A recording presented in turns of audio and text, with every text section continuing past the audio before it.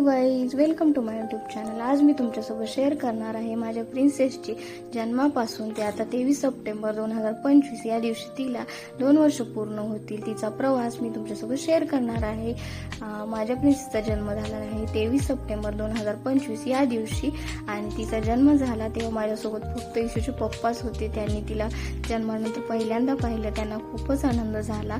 आपलं बाळ हातात आल्यानंतर कोणत्याही पप्पाला आणि त्यात ती मुलगी असेल तर खूपच आनंद होतो।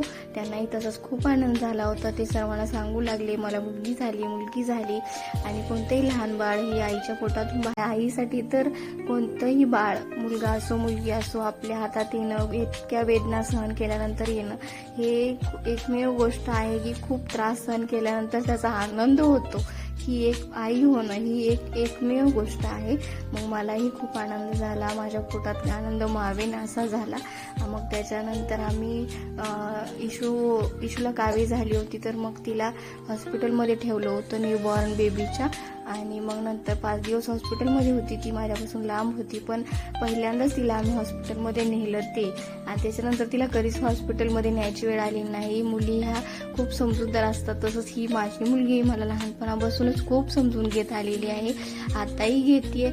आणि इथे आम्ही एकटेच राहतो, ड्युटीवर सोबत राहत असल्यामुळे यांच्यासोबत इथे कोणीच नाहीये। मला घरातली कामं वगैरे एकटीलाच करायला लागत होती, तर माझं हे बाळ मला नेहमी समजून घेत आलेलं आहे, कधीच त्रास नाही देत। आणि इशू आणि देवचे बॉन्डिंग खूप छान आहे।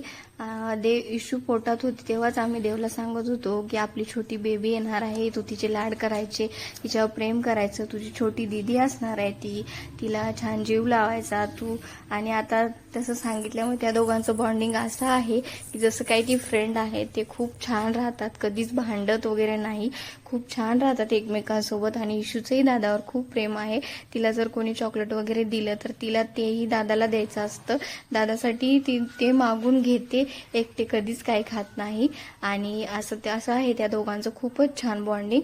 आणि एक महत्त्वाची गोष्ट म्हणजे मला तुमच्यासोबत शेअर करायची आहे की आम्ही बेबी झाल्यानंतर 1 वर्ष तिला कधीच बाहेर वगैरे घेऊन नाही गेलो, तिला जास्त तर घरामध्येच ठेवलं। मला असं वाटतं की लहान बाळाला घेऊन जास्त आईने प्रवास वगैरे नाही करावा, त्यांना इकडे तिकडे जास्त बदल नाही करावा। आम्ही 1 वर्ष गावाकडे नाहीच गेलो, 1 वर्षानंतर तिला गावाकडे घेऊन गेलो। आणि असं बाहेर जास्त फिरण्यामुळे वगैरे जास्त जर्नी करण्यामुळे बाळाच्या हेल्थवर परिणाम होऊ शकतो। आणि तुम्ही पाहतच आहात माझी बेबी छान हेल्दी होती खूप। हा मला खूप मोठा फायदा झालेला होता की आम्ही म्हणजे कुठेच नाही गेलो 1 वर्ष। तिला फक्त आमचं प्रेम, दोघांचं घरचं प्रेम, घरातलं वातावरण शांत, हे आम्ही तिच्यासाठी एक महत्त्वाची गोष्ट केलेली होती। आणि बघा ना, आता ती खूप मोठी झालेली आहे, खूप छान आहे। आणि आता ती आमच्यासोबत आता फिरते, बोलते, बडबड करते, किती छान।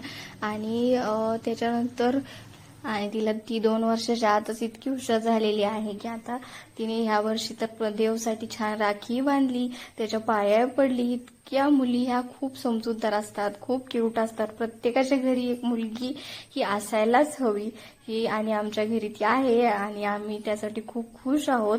आणि असे छान छान व्हिडिओज, माझ्या प्रिन्सेसचे व्हिडिओज पाहण्यासाठी माझ्या चॅनलला सबस्क्राईब करा, लाईक करा आणि माझे व्हिडिओ शेअर करा। बाय।